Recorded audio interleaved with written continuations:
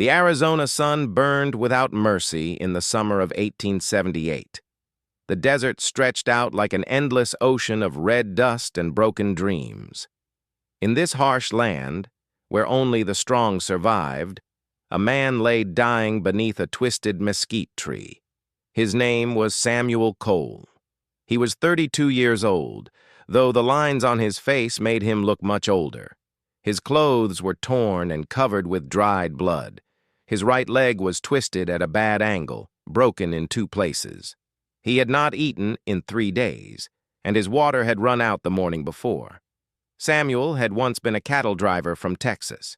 He had come west looking for a new beginning after the war had taken everything from him. His wife had died of fever. His small farm had been burned by raiders. His only son had been killed in a senseless fight over a card game in a saloon. Samuel had nothing left to live for, but something inside him kept pushing forward, kept searching for a reason to continue. Now, lying under that dying tree with vultures circling overhead, Samuel finally accepted that his journey was over. He closed his eyes and waited for death to take him. The sound came first as a whisper, soft footsteps on the hot sand. Samuel forced his swollen eyes open and saw a figure standing against the bright sky. At first he thought it was an angel. Then his vision cleared, and he saw a young Apache woman looking down at him. She was perhaps 19 or 20 years old. Her long black hair was tied back with a strip of leather. Her eyes were dark brown, calm and steady, like deep pools of still water. She wore a simple dress made of deerskin, decorated with small blue beads. In her hands, she carried a water skin and a bundle wrapped in cloth. Samuel tried to speak, but his throat was too dry. He expected the woman to run away or perhaps to finish him off. The Apache people had every reason to hate white men. The soldiers had destroyed their villages, killed their families, and driven them from their ancestral lands. But instead of fear or anger, Samuel saw only curiosity in the young woman's eyes. She knelt beside him and held the water skin to his cracked lips. The water was warm but clean. Samuel drank slowly, feeling life return to his broken body with each small sip. When he had drunk enough, the woman pulled back the skin and examined his injuries with practiced hands. Her name was Nalin, which meant maiden in her language. She was the granddaughter of a medicine woman and had learned the healing arts from childhood. She had been gathering herbs in the canyon when she spotted the circling vultures and came to investigate. She had expected to find a dead animal, not a dying white man. Nalin studied Samuel's face for a long moment. She saw the pain there, but she also saw something else, a deep sadness that went beyond his physical wounds. This was a man who had lost his reason for living. She had seen that look before, in the eyes of her own people after the soldiers came. She made her decision quickly. She would help this stranger, even though her people might not understand. The spirits had put him in her path for a reason. She believed that all living things were connected, and that kindness given freely would return in ways that could not be predicted. Over the next several hours, Nalin worked to save Samuel's life. She set his broken leg using straight branches and strips of cloth torn from his own shirt. She cleaned his wounds with water and applied a paste made from healing plants. She fed him small pieces of dried meat and berries from her bundle. Samuel drifted in and out of consciousness. In his fever dreams, he saw his wife's face, his son's smile, the flames consuming his home. He cried out in his sleep, and Nalin sat beside him through the night, placing cool cloths on his forehead and singing soft songs in her native tongue. When morning came, Samuel opened his eyes to find himself in a small cave. The entrance was hidden by brush, and the interior was cool and dark. Nalin sat near a small fire, preparing food. She looked up when she heard him stir. "You are awake," she said in careful English. "That is good. I thought you might die in the night." Samuel was surprised to hear her speak his language. "Where did you learn English?" he asked, his voice still rough and weak. "The missionaries," Nalin replied simply. "They came to our village when I was a child, before the soldiers came." She did not say more, but Samuel understood what her silence meant.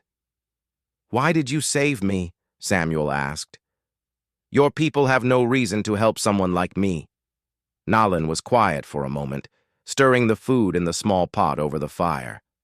"I saw you lying there, waiting to die," she finally said. "But I could see that you were not at peace. Your spirit was still fighting even when your body had given up. I wanted to know why." Samuel had no answer for her. He did not know why he kept fighting. Perhaps it was simply habit, the stubborn refusal to quit that had carried him through the war and all the hard years that followed. Or perhaps some small part of him still believed that his life might have some meaning, some purpose that he had not yet discovered. "Rest now," Nalin said, bringing him a bowl of the warm broth she had prepared. "You are safe here. No one will find this place." Samuel ate in silence, then slept again. When he woke the second time, it was evening. Nalin was gone, but she had left food and water within his reach. He ate and drank, then examined his leg. The splint was well made, and the swelling had already begun to go down. This Apache woman knew what she was doing. Nalin returned after dark, carrying more herbs and a rabbit she had caught in a snare. She prepared the meat and added it to a pot of vegetables and wild roots. As they ate together, Samuel began to ask questions about her life and her people. Nalin spoke carefully, measuring her words. She told him about her childhood in a village high in the mountains, where her people had lived in peace for generations. She described the beauty of the land, the clear streams and tall pines, the deer and elk that provided food and clothing. She spoke of the ceremonies and songs, the stories told around winter fires, the bonds of family and community that held her people together. Then she told him about the soldiers, how they came without warning, burning and killing, how her parents had died trying to protect the children, how the survivors had scattered into the wilderness, hunted like animals, how her grandmother had led a small group to safety, deep in the canyons where no white man dared to follow. Samuel listened in silence, feeling shame settle over him like a heavy blanket. He had not participated in any massacres, but he was part of the same civilization that had committed these terrible acts. He had benefited from the taking of Apache lands, had driven his cattle across territory that had once belonged to Nalin's people. "I'm sorry," he said when she finished speaking. The words felt small and useless, but they were all he had to offer. Nalin looked at him with those calm, steady eyes. "You did not do these things," she said. "I do not hold you responsible for the actions of others. Each person must answer for their own choices." "But I've done nothing to stop it," Samuel said. "I've stood by while your people suffered. That makes me guilty too." Nalin considered this for a long moment. "Perhaps," she said finally, "but guilt is a heavy burden to carry. It does not help the dead or ease the suffering of the living. What matters now is what you choose to do with the life you have been given." Her words struck Samuel like a physical blow. He realized that he had been carrying his guilt and grief for years, letting it crush him slowly. He had been so focused on what he had lost that he had forgotten how to live. Saving him from death was one thing, but Nalin was offering him something far more valuable. She was offering him a chance to start over, to find new meaning in a world that had seemed empty and hopeless. The days passed slowly in the hidden cave. Samuel's leg began to heal, and his strength returned. Nalin came every day, bringing food and medicine and conversation. She taught him words in her language and listened patiently as he practiced. She showed him which plants were safe to eat and which could be used for healing. She explained the ways of her people, their beliefs about the natural world and the spirits that lived in all things. In return, Samuel told Nalin about his own life. He spoke of his childhood on a small farm in Tennessee, of his dreams of seeing the great western lands that everyone talked about. He described the horrors of the war, the battles that had scarred his body and mind. He talked about his wife and son, the joy they had brought him and the pain of their loss. For the first time in years, Samuel allowed himself to grieve openly. Nalin did not offer empty words of comfort or try to make him feel better. She simply sat beside him and let him speak, acknowledging his pain without judgment. Her presence was like a steady anchor in a stormy sea. One evening, about 3 weeks after Nalin had found him, Samuel was finally able to stand and take a few steps with the help of a wooden crutch she had made for him. He walked to the entrance of the cave and looked out at the vast desert landscape, painted in shades of orange and purple by the setting sun. "It's beautiful," he said softly. Nalin came to stand beside him. "My grandmother says that beauty is everywhere, if we have the eyes to see it. Even in the darkest times there is light. We must only remember to look for it." Samuel turned to face her. "I don't know how to thank you for what you've done. You saved my life when you had every reason to leave me there to die." Nalin shook her head. "I did not save your life. I only gave your body time to heal. Your spirit was already strong enough to survive. I could see that from the beginning." "I didn't feel strong," Samuel admitted. "I felt broken, empty, like there was nothing left inside me worth saving." "That is not what I saw," Nalin said. "I saw a man who had lost much, but who had not given up. You were still fighting, even when you did not know what you were fighting for. That takes a different kind of strength." Samuel felt tears prick at his eyes, and he did not try to hide them. This young Apache woman had seen something in him that he could not see in himself. She had looked past the broken body and the wounded soul and found something worth saving. "My people are camped about 2 days' walk from here," Nalin said after a long silence. "My grandmother has asked to meet you. She wants to judge for herself whether you are a man who can be trusted." Samuel felt a chill of fear run down his spine. The Apache were known as fierce warriors who did not welcome outsiders into their territory.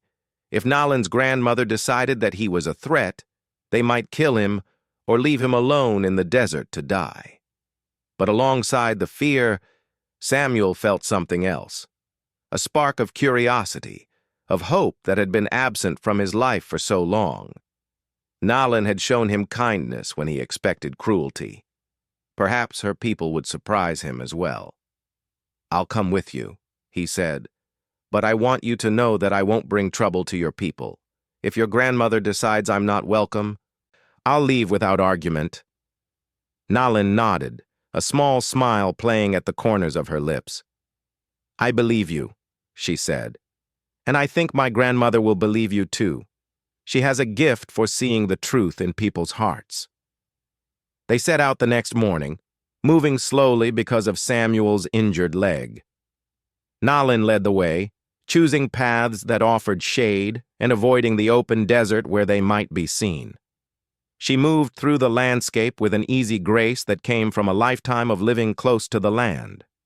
As they walked, Nalin told Samuel more about her grandmother, a woman named Cocheta, which meant the unknown in their language.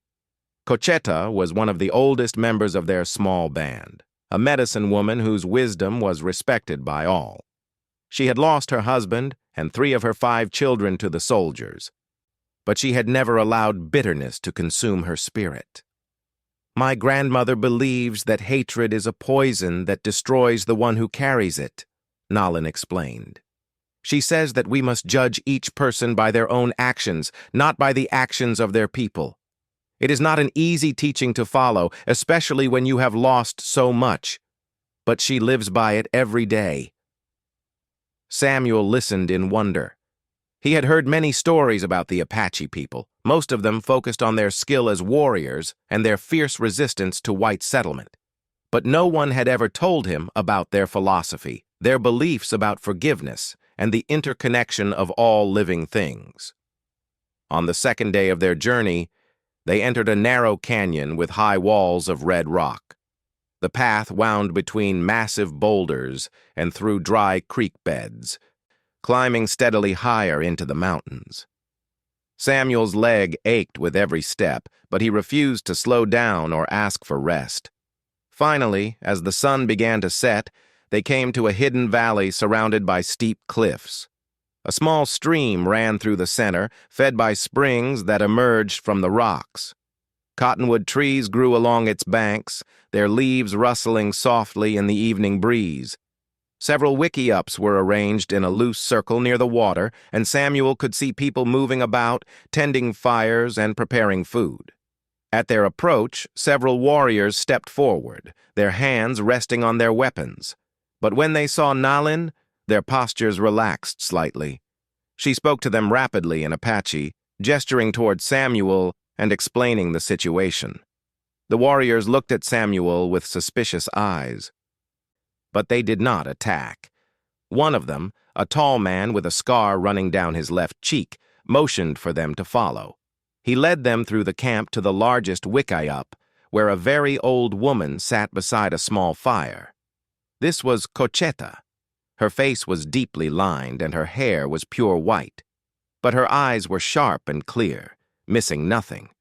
She looked at Samuel for a long moment, studying him with an intensity that made him want to look away. But he forced himself to meet her gaze steadily, knowing that any sign of weakness would be counted against him. Finally, Cocheta spoke. Her voice was soft, but carried easily in the still evening air. Nalin translated her words. "My granddaughter tells me that she found you dying in the desert. She says that she saw strength in you, even when you had given up hope. I want to know if she was right." Samuel took a deep breath. "I don't know if I have any strength left," he said honestly. "I've lost everything that mattered to me. My wife, my son, my home. For a long time, I wanted to die. But your granddaughter showed me kindness when I expected none. She gave me a reason to keep living, even if I don't fully understand what that reason is yet." Cocheta listened to Nalin's translation, then asked another question. "What will you do with this life that has been given back to you?" Samuel had thought about this question many times during his weeks of recovery. He still did not have a clear answer, but he spoke the truth as best he could. "I want to do something that matters," he said. "I've spent too many years just surviving, just getting by from one day to the next. If I'm going to live, I want my life to mean something. I want to help people, to make things better instead of worse. I just don't know how yet." Cocheta nodded slowly. Then she smiled, and her whole face transformed. The stern judge became a kind grandmother, her eyes warm with understanding. She spoke again, and this time her voice was gentle. Nalin translated with obvious relief in her tone. "She says that you may stay with us for a time until your leg is fully healed. She sees that you are searching for your path, and she believes that you may find it here, among our people. But she warns you that the journey ahead will not be easy. You will be tested in ways you cannot imagine." Samuel felt a weight lift from his shoulders. He had been given another chance, another opportunity to find meaning in a life that had seemed meaningless. He did not know what lay ahead, but for the first time in years, he was ready to face it. "Thank you," he said, speaking directly to Cocheta, even though she did not understand his words. "I won't let you down. I won't let Nalin down. Whatever tests are coming, I'll face them with everything I have." Cocheta reached out and took his hand in hers. Her grip was surprisingly strong for such an old woman. She held his hand for a long moment, then released it and spoke a final word. "Ah, hey, hey," Nalin translated. "It means thank you. She is thanking you for being honest with her. She says that honesty is the foundation of all trust, and that you have taken the first step on a long road." That night, Samuel lay in a small wickiup that had been prepared for him, listening to the unfamiliar sounds of the Apache camp. Somewhere nearby, a child laughed, a dog barked.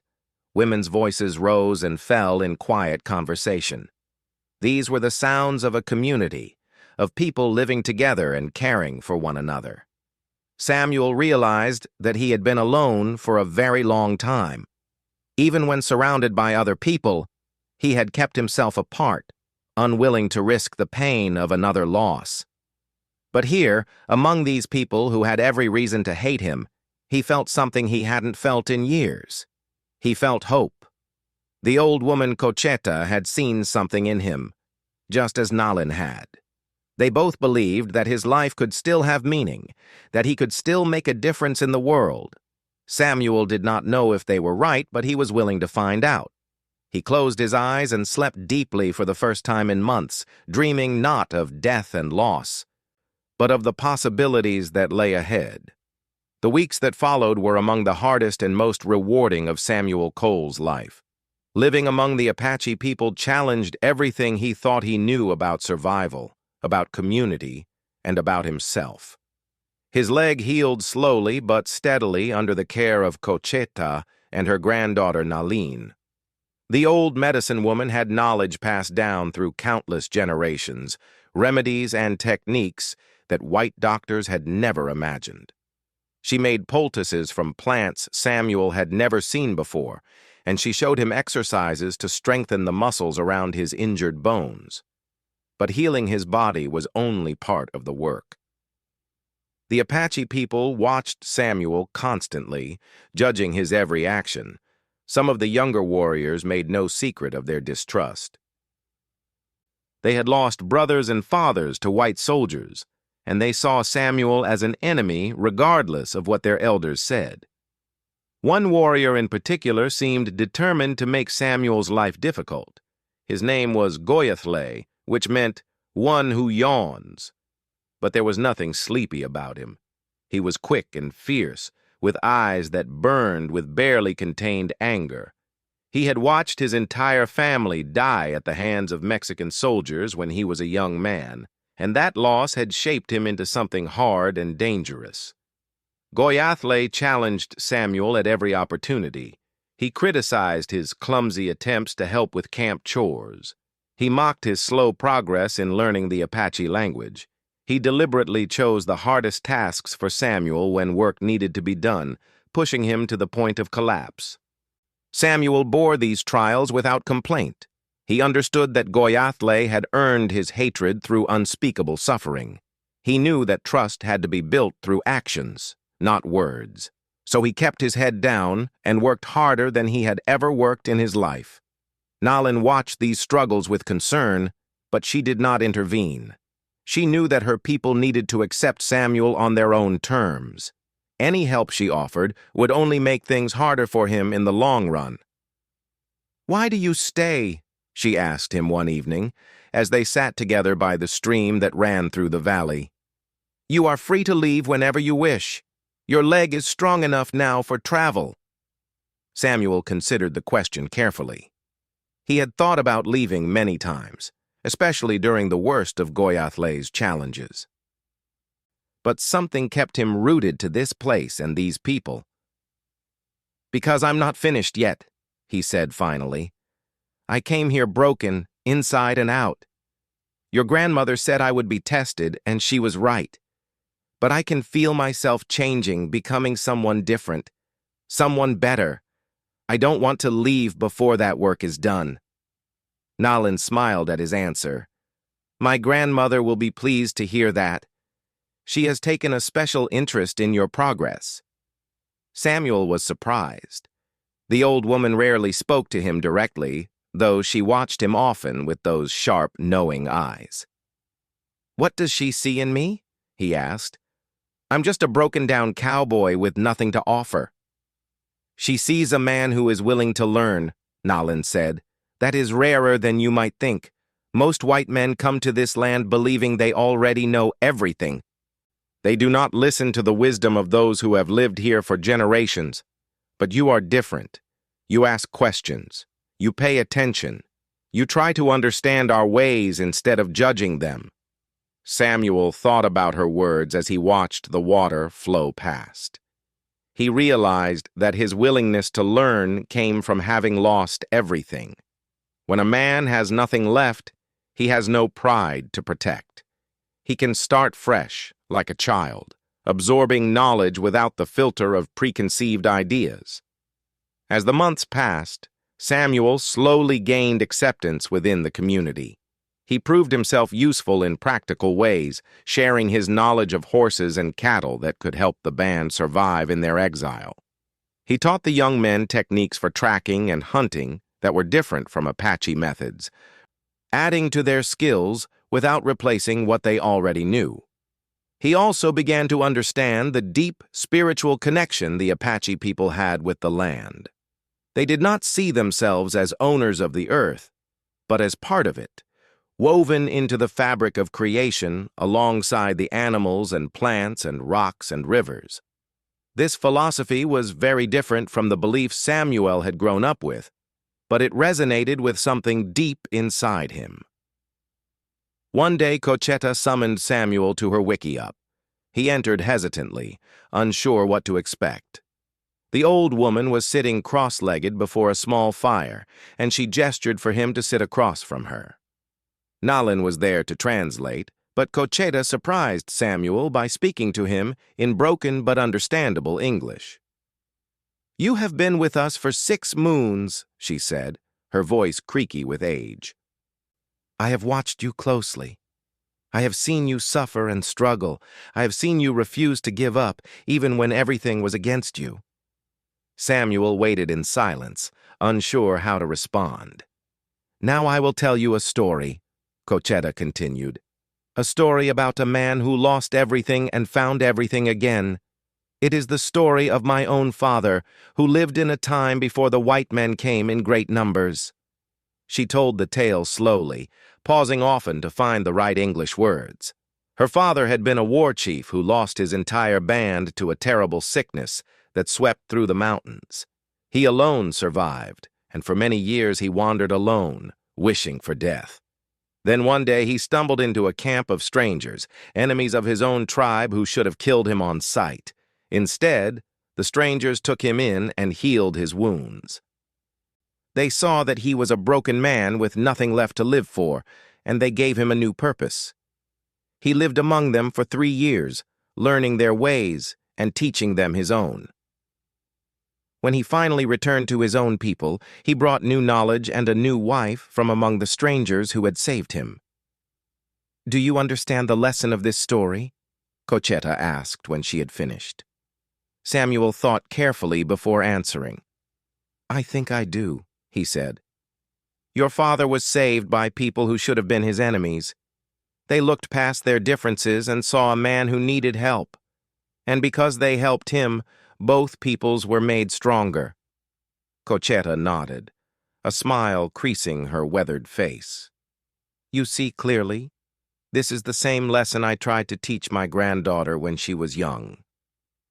She remembered it when she found you dying in the desert.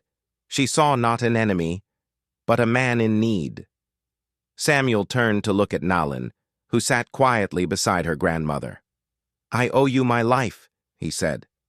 "I've said it before, but I want you to know that I mean it. Not just the life of my body, but something deeper.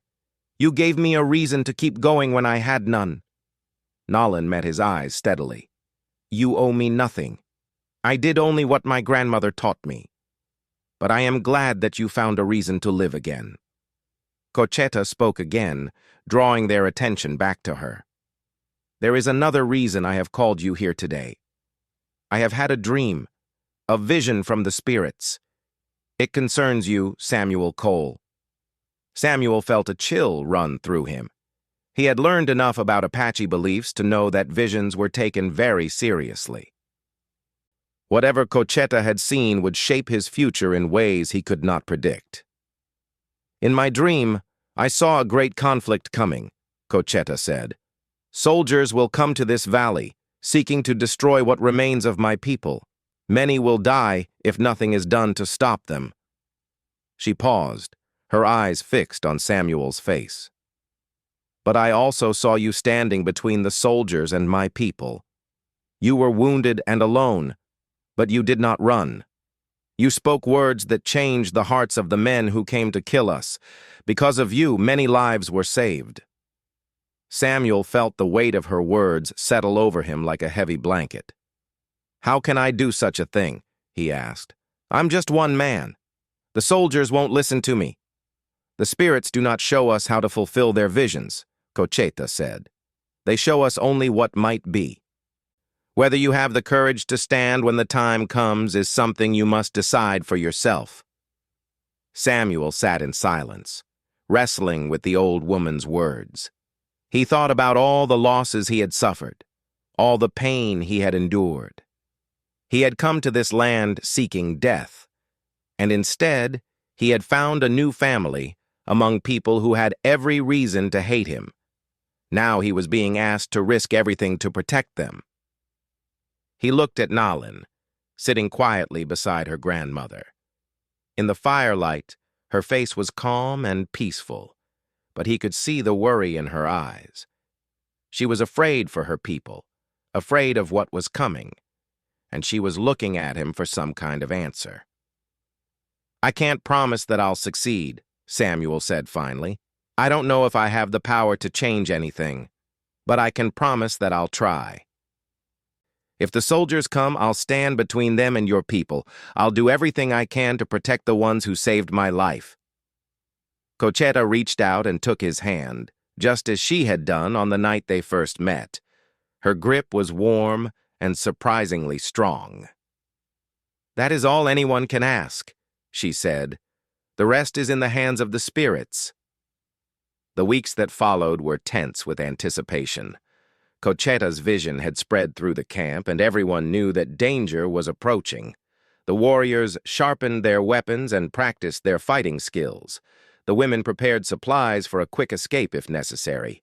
Even the children seemed to sense that something was wrong, playing their games in hushed voices. Samuel used this time to prepare himself in his own way. He asked the warriors to teach him their fighting techniques, and he practiced long hours until his muscles ached and his hands were raw. He studied the terrain around the valley, looking for defensive positions and escape routes. He thought about what he might say to the soldiers if Cocheta's vision came true. Goyatle watched these preparations with grudging respect. He still did not trust Samuel completely, but he could not deny the white man's determination. One evening, he approached Samuel as he practiced with a knife. "You fight like a white man," Goyatle said bluntly. "Too stiff, too predictable. A warrior must flow like water, adapting to each moment." Samuel stopped his practice and looked at the fierce warrior. "Then teach me," he said simply. "Show me how to fight like an Apache." Something shifted in Goyatle's eyes. For the first time, Samuel saw respect there instead of contempt. "Come," the warrior said. "We will start tonight." Over the following days, Goyatle became Samuel's teacher. Their lessons were brutal and exhausting, leaving Samuel bruised and bleeding more often than not. But slowly he began to understand the Apache way of fighting. It was not about strength or speed alone, but about awareness, about reading an opponent's intentions before they moved, about using the environment as a weapon. During this time, Samuel also grew closer to Nalin. Their conversations by the stream became a nightly ritual, a chance to share their thoughts and fears as the shadow of war grew closer. Samuel found himself looking forward to these moments more than anything else, though he was careful not to show too much of what he felt. One night, as they sat together watching the stars, Nalin spoke about her hopes for the future. "When I was a child, I dreamed of having a family like my parents had," she said. "A husband who was brave and kind, children who would carry on our traditions. But then the soldiers came, and those dreams died along with everyone I loved." Samuel listened in silence, feeling the familiar weight of grief that came with such memories. "Now I dream of something different," Nalin continued. I dream of a time when my people can live in peace, without fear. I dream of a world where Apache children can grow up without knowing hunger or violence. It seems impossible, but I cannot stop hoping. Samuel turned to look at her, his heart full of emotions he could not name. It's not impossible, he said. As long as there are people willing to fight for that dream, it can come true. That's what your grandmother's vision is about. Not just surviving, but changing things for the better. Nalin met his eyes, and in that moment, Samuel saw something that made his breath catch in his throat. She was looking at him not as a stranger or an outsider, but as something more, something precious. My grandmother believes in you, Nalin said softly. She says that you have a role to play in the future of our people. I did not understand what she meant at first, but now I think I do. Samuel wanted to reach out and take her hand, but he held back. He was still an outsider here, and he did not want to presume too much. Instead, he simply nodded. I believe in her vision, he said, and I believe in you. Whatever comes, we'll face it together. The soldiers came 2 weeks later. A patrol of cavalry from Fort Apache. 20 men led by a young lieutenant who had orders to locate and destroy any Apache bands hiding in the mountains. They had been tracking signs for days, and now they stood at the entrance to the hidden valley, preparing for an assault. The Apache scouts spotted them first and brought word back to the camp. Within minutes, the warriors had gathered, ready to fight and die defending their families. The women and children began moving toward the escape route that had been prepared, a narrow canyon that led deep into the mountains. Samuel stood with the warriors, his heart pounding in his chest. This was the moment Cocheta had foreseen. Everything depended on what happened next. Goyathle looked at him with fierce eyes. You do not have to do this, he said. They are your people. They might let you go. Samuel shook his head. These are my people now, he said, gesturing to the Apache around him. I made a promise, and I intend to keep it. Goyathle studied him for a long moment, then nodded. Then fight well, brother. If we die today, we will die together. The warriors moved to their positions among the rocks and trees, preparing for the attack. Samuel took a deep breath and stepped out into the open, walking toward the line of soldiers with his hands raised. The lieutenant saw him immediately and held up his hand, signaling his men to hold their fire. He was young, maybe 25, with a thin mustache and eyes that held more curiosity than hatred. "Who are you?" the lieutenant called out. "What are you doing with these savages?" Samuel kept walking until he was about 30 feet from the soldiers, close enough to talk, but not close enough to be easily grabbed. "My name is Samuel Cole," he said. "I'm a cattle driver from Texas, and I've been living with these people for almost a year. They saved my life when I was dying in the desert, and I'm here to repay that debt." The lieutenant frowned. "These are hostiles. They've been raiding settlements and killing white people. I have orders to eliminate them." Samuel shook his head. "These are refugees, women and children and old people, trying to survive in a land that used to be theirs. They haven't raided anyone. They just want to be left alone." "That's not what my reports say," the lieutenant replied. "There have been attacks all through this territory." "Then your reports are wrong," Samuel said. "I've been with these people for months. They have no interest in war. They just want to live in peace." The lieutenant hesitated. He was a military man, trained to follow orders. But he was also young enough to have some idealism left, some belief that justice mattered more than blind obedience. "Even if that's true, I can't just let them go," he said. "I have my orders.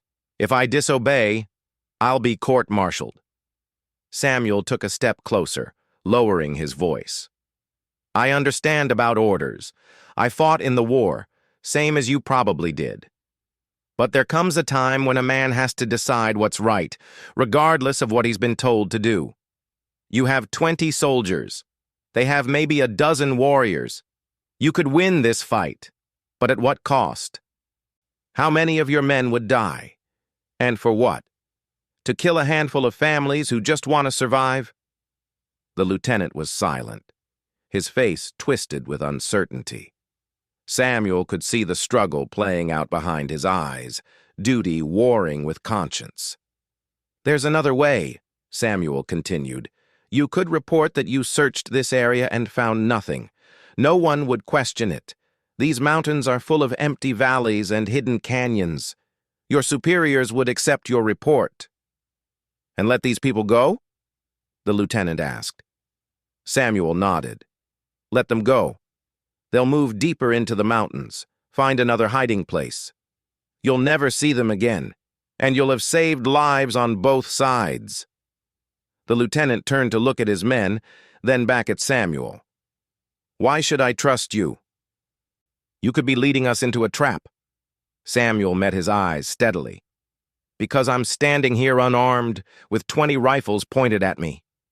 If this were a trap, I'd already be dead. I'm asking you to do the right thing, not because it's easy, but because it's right." A long silence stretched between them. Samuel could hear his own heart beating, could feel the weight of dozens of eyes watching from the rocks above. Everything hung in the balance. Then the lieutenant let out a long breath. "Get out of here," he said quietly. "Tell your friends to disappear. If I ever hear of any attacks in this region, I'll come back and burn everything to the ground. But for now, we're leaving." He turned to his men. "Mount up. We're heading back to the fort. This valley is empty." Samuel watched as the soldiers rode away, disappearing around the bend in the canyon. He stood there until he could no longer hear the sound of hoofbeats, then let out a breath he did not know he had been holding. Nalin emerged from the rocks behind him, her face shining with tears and relief. She ran to him and threw her arms around him, holding him tight. "You did it," she whispered. "You saved us." Samuel held her close, feeling her heart beating against his chest. "We saved each other," he said. "That's how it works." Goyathle approached them, his fierce face softened by something that might have been respect or even affection. "You stood alone against our enemies," he said. "You spoke with the tongue of a warrior and the heart of a brother. From this day forward, you are Apache. No one will ever say otherwise." Samuel felt tears streaming down his face, and he did not try to hide them. He had spent years running from his past, trying to escape the pain of all he had lost. But standing here, among these people who had become his family, he finally understood what it meant to truly belong. Cocheta appeared beside him, her ancient face creased with a smile. She spoke softly in Apache, and Nalin translated. "She says the vision is complete. You have proven yourself worthy of the trust we placed in you. Now a new chapter begins." Samuel looked at the old woman, then at Nalin, then at the warriors who had fought beside him. "What happens now?" he asked. Cocheta spoke again, and Nalin's eyes sparkled as she translated. "Now you help us build a future, not just for the Apache, but for all people who seek peace. The spirits have shown you your path. It is time to walk it." Samuel nodded, feeling a sense of purpose fill his heart. He had come to this land as a broken man seeking death. He had found something far more valuable instead. He had found a reason to live.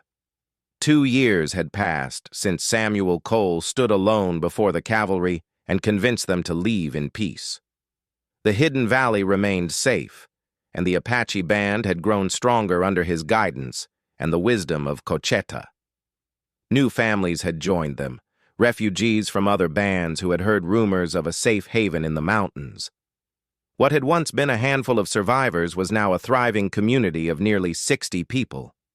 Samuel had become something he never expected. He was neither fully Apache nor fully white, but something in between, a bridge connecting 2 worlds that had been at war for generations. The young lieutenant from that fateful day had kept his word. He had filed reports saying the mountains were empty and the patrols had stopped coming. But peace was a fragile thing in those years. The great Apache wars were coming to an end across the territory. One by one, the famous chiefs were surrendering or being killed.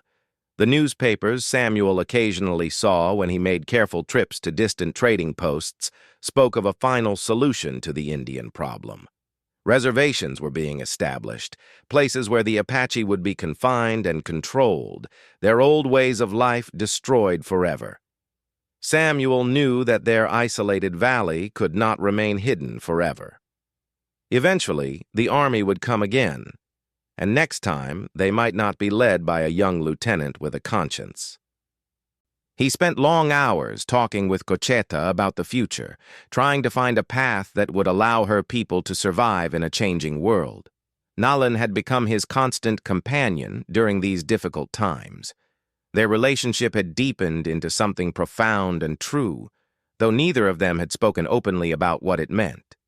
She understood him in ways that no one else ever had, and he found in her a strength and wisdom that continually amazed him. One evening, as autumn painted the canyon walls in shades of gold and red, Samuel and Nalan walked together along the stream. The air was cool and crisp, carrying the scent of pine and the promise of winter. "My grandmother wants to speak with you," Nalan said. "She has had another vision." Samuel felt a familiar chill run through him. Cocheta's visions had proven accurate before, and he had learned to take them seriously. "What did she see?" he asked. Nalan shook her head. "She would not tell me. She said the message was for you alone." They walked in silence back to the camp, where Cocheta waited in her wickiup. The old woman seemed smaller than Samuel remembered, as if the weight of her years was finally catching up with her. But her eyes were as sharp as ever, burning with an inner fire that age could not diminish. Samuel sat across from her, with Nalan beside him to translate. Cocheta studied his face for a long moment, then began to speak in her low, creaky voice. "I have seen many things in my long life," she said through Nalan. "I have seen my people at the height of their power, and I have seen them brought low by enemies we could not defeat. I have lost children and grandchildren to war and sickness. I have watched our lands taken and our ways forgotten." She paused, gathering her strength. "But through all of this, I have never lost hope. The spirits have shown me that our people will survive, that our stories and traditions will be carried forward into a future we cannot imagine. And now, I have seen who will help make this possible." Samuel waited, his heart beating fast. "I saw you standing in a great council hall," Cocheta continued. "You were speaking to the leaders of the white people, telling them about the Apache way of life. You were asking them to let our people live in peace, to give us land, where we can follow our traditions without interference. And they listened to you. They listened because you spoke with the authority of someone who had lived among us, who understood both worlds." Samuel felt the weight of her words pressing down on him. "How can I do such a thing?" he asked. "I'm nobody. The government wouldn't listen to a cattle driver from Texas." Cocheta smiled, a knowing expression that seemed to see right through him. "You are not nobody," she said. "You are a man who has proven himself through courage and sacrifice. You have earned the respect of warriors and the trust of elders. You carry within you the stories of our people, the truth about who we really are. That is your weapon. That is your power." She reached out and took his hand, her grip weak but warm. "The path will not be easy. You will face enemies who do not want peace, who profit from war and suffering. You will be called a traitor by your own people and questioned by mine. But if you have the courage to stand when others fall, you can change the course of history." Samuel looked at Nalan, searching her face for guidance. She met his eyes steadily, and he saw complete faith there, unwavering belief in his ability to do what seemed impossible. "Your grandmother asks a lot of me," he said. Nalan nodded. She asks only what she knows you can give. She has watched you for 2 years. She has seen your heart and tested your spirit. She would not ask this if she did not believe you were ready. Samuel turned back to Cocheta. The old woman was waiting patiently, her ancient eyes fixed on his face. "I don't know if I can succeed," he said finally, "but I'll try. I owe your people too much to refuse." Cocheta spoke again, and this time her voice was stronger, filled with emotion. Nalin translated with tears in her eyes. "She says that you owe us nothing. Everything you have done was freely given, and we are grateful. But she believes that this is your destiny, the reason the spirits put you in my path all those years ago. You were meant to be here, in this moment, ready to stand for something greater than yourself." Samuel felt something shift inside him, a final piece falling into place. He had spent so many years searching for meaning, for a reason to keep living after everything he had lost. Now, at last, he understood what that reason was. He squeezed Cocheta's hand gently. "Tell her that I accept. Tell her that I'll do everything in my power to make her vision come true." The preparations for Samuel's journey took several months. He needed to gather evidence, documents and testimonies that would support his case before the government. He needed to learn everything he could about the legal and political situation facing the Apache people, and he needed to decide exactly what he would ask for and how he would ask for it. Nalin worked beside him every step of the way. She helped him understand the subtleties of Apache history and culture that a white man might miss. She introduced him to elders from other bands who had their own stories to share. She was his partner in everything, and their bond grew stronger with each passing day. One night, about a week before Samuel planned to leave for Washington, they sat together on a high ridge overlooking the valley. The stars blazed overhead, countless points of light in a sky unmarked by clouds. "I'm afraid," Samuel admitted. "Not of the journey or the danger, but of failing. What if I can't convince them? What if everything I do is for nothing?" Nalin was quiet for a moment, considering his words. Then she turned to face him, her dark eyes reflecting the starlight.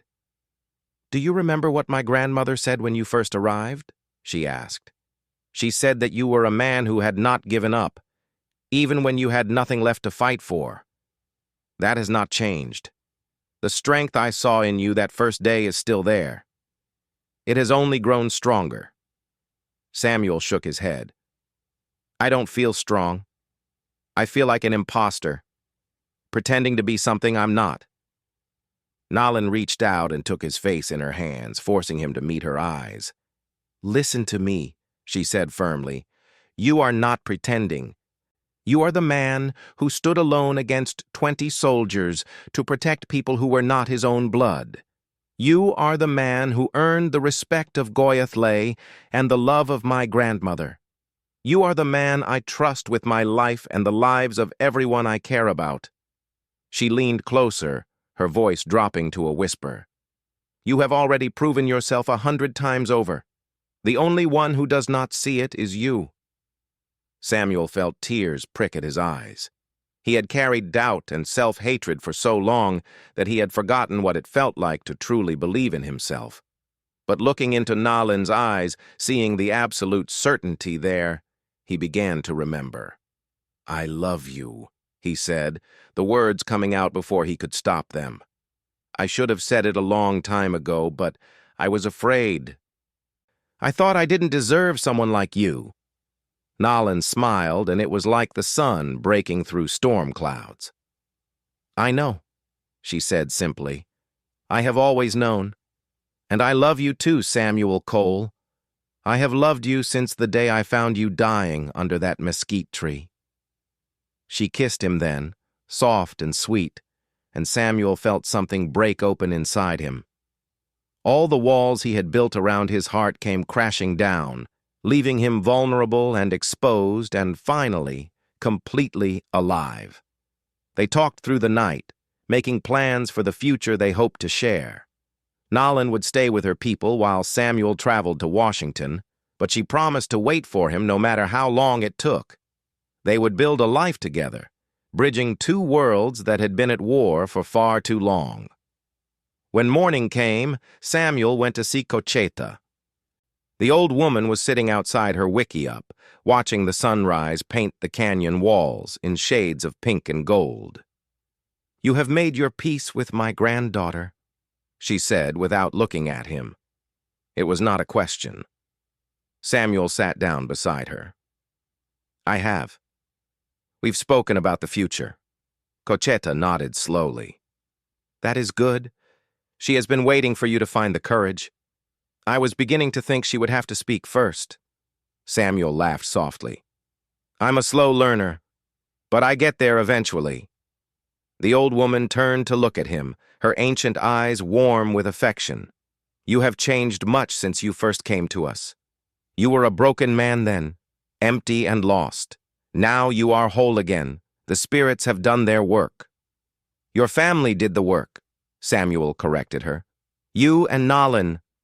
You gave me back my life." Cocheta smiled. "We only showed you the path. You walked it yourself." They sat in comfortable silence, watching the valley come alive with the sounds of morning. Finally, Cocheta spoke again. "There is one more thing I must tell you before you leave. A warning from the spirits." Samuel felt the familiar chill of prophecy run down his spine. "What is it?" "The road ahead will bring you to a moment of great trial," Cocheta said. "You will be faced with a choice that will test everything you have learned. In that moment when all seems lost, you must remember who you have become. You must trust in the strength that lies within you." Samuel nodded. "I understand." "No," Cocheta said. "You do not understand. Not yet. But you will, when the time comes. Remember my words then. They may save your life." The journey to Washington took Samuel across the breadth of the American West. He traveled by horse and train through territories he had never seen and cities he had only heard about. Everywhere he went, he gathered stories and evidence, building his case piece by piece. He arrived in the capital in early spring, when the cherry blossoms were just beginning to bloom along the Potomac. The city was unlike anything he had ever experienced, a maze of grand buildings and busy streets filled with politicians and bureaucrats and people from all walks of life. Samuel had brought letters of introduction from several Army officers who had grown sympathetic to the Apache cause, men who had seen enough killing to question the policies that drove it. These letters opened doors that would otherwise have remained firmly closed. Over the following months, Samuel spoke to anyone who would listen. He addressed church groups and reform societies, telling the story of his time among the Apache people. He testified before congressional committees, presenting evidence that contradicted the government's official narrative. He wrote articles for newspapers and magazines, putting a human face on a people who had been portrayed as monsters. The resistance he faced was fierce.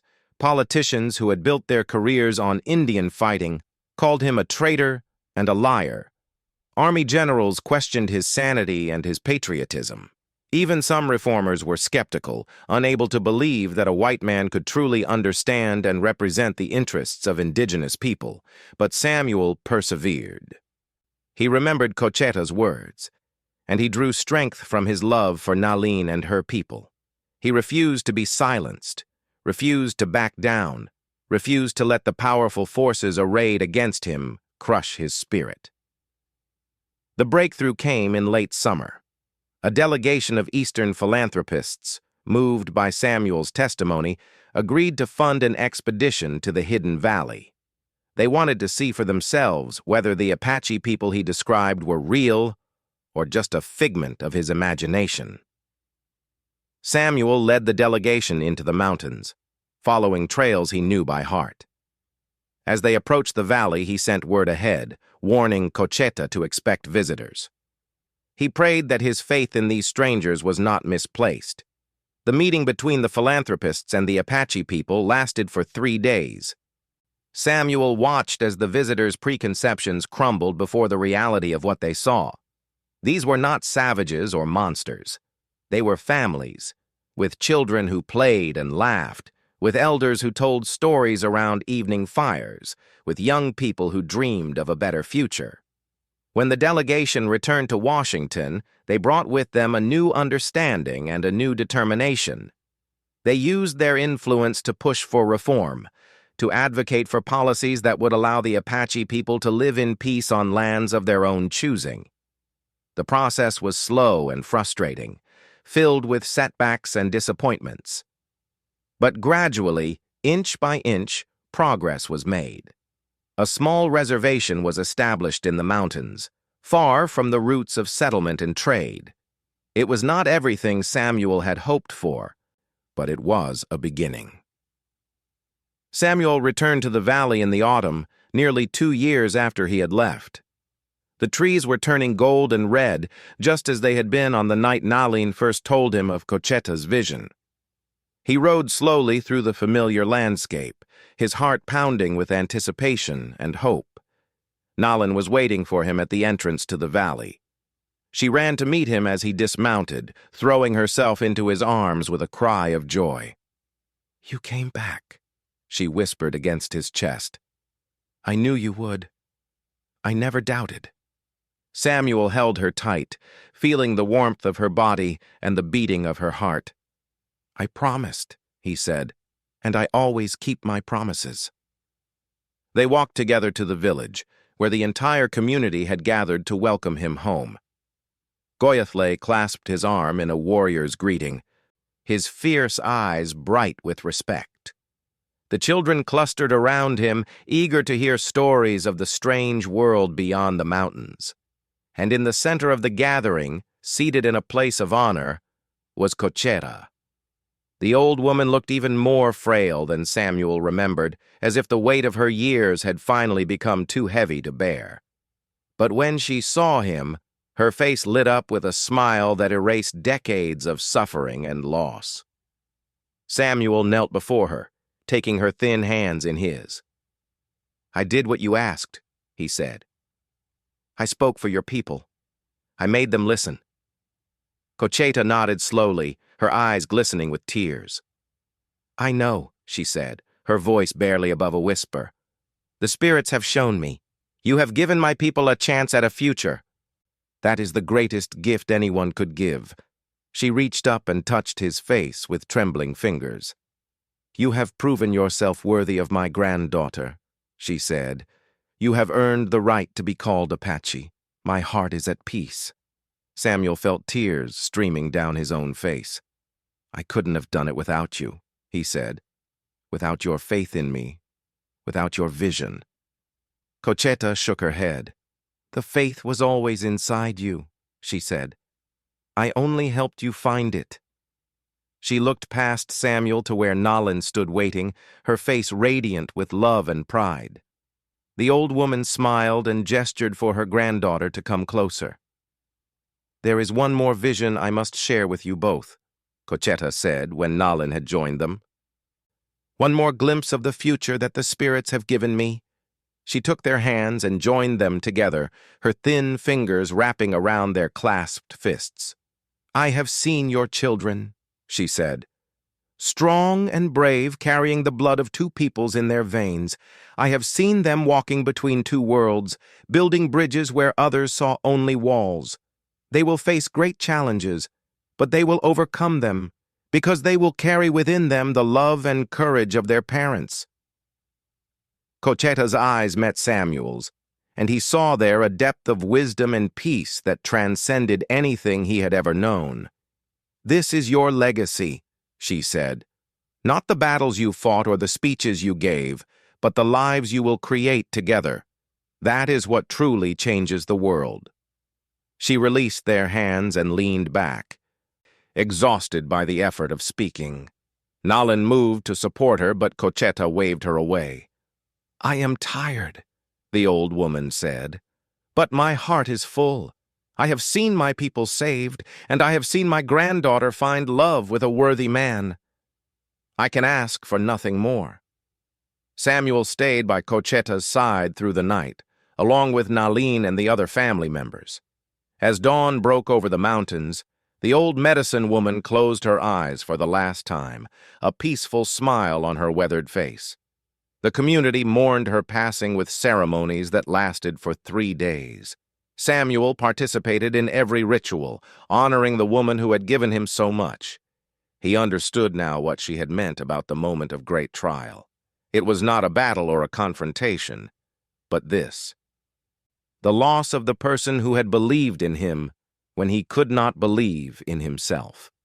After the ceremonies were complete, Samuel and Nalin stood together on the ridge where they had first confessed their love. The valley spread out below them, peaceful and green, a testament to everything they had fought to protect. "What do we do now?" Samuel asked. Nalin turned to face him, her dark eyes calm and steady, just as they had been on the day she first found him dying in the desert. "We live," she said simply. "We build the future my grandmother saw. We raise our children and teach them the old ways and the new. We honor her memory by being the people she believed we could be." Samuel nodded slowly. He thought about the long journey that had brought him to this moment. From the ashes of his old life to the beginning of something new and beautiful. He thought about all the challenges that still lay ahead, the struggles and setbacks and difficult choices that would test his courage again and again. But he also thought about the faith that Nalin and Cochetta had placed in him, and the strength he had found within himself to live up to that faith. He had stood alone against impossible odds and prevailed. He had spoken truth to power and been heard. He had earned the right to call himself a husband, a father, a member of a people who had accepted him as one of their own. A memory came to him then, from the darkest days of his recovery, when he had wanted nothing more than to give up and die. Nalin had sat beside him through those long nights, speaking words of encouragement in her soft, steady voice. "You have my faith," she had said in that calm tone he had come to love. "Now stand up." And he had. He had stood up from that bed of pain and walked forward into a new life. He had kept standing through every challenge and setback, through every moment when it would have been easier to fall. He had stood for something greater than himself, and in doing so, he had found the meaning he had been searching for all along. Now, looking at the woman he loved, the valley that was his home, and the future that stretched out before them full of possibility, Samuel understood at last what Cochetta's final vision had meant. The greatest change comes not from grand gestures or dramatic moments, but from the simple act of standing up, of refusing to give in to despair, of believing in something better and fighting for it day after day, year after year, until that belief becomes reality. Samuel took Nalin's hand and squeezed it gently. "Let's go home," he said. Together they walked down the ridge toward the village, toward their future, toward all the challenges and joys that awaited them. The sun was warm on their faces, and the wind carried the scent of pine and promise. Behind them, the spirit of Cochetta smiled from somewhere beyond the veil, watching over the people she had loved and the man she had chosen to save them. Her faith had not been misplaced. It never was.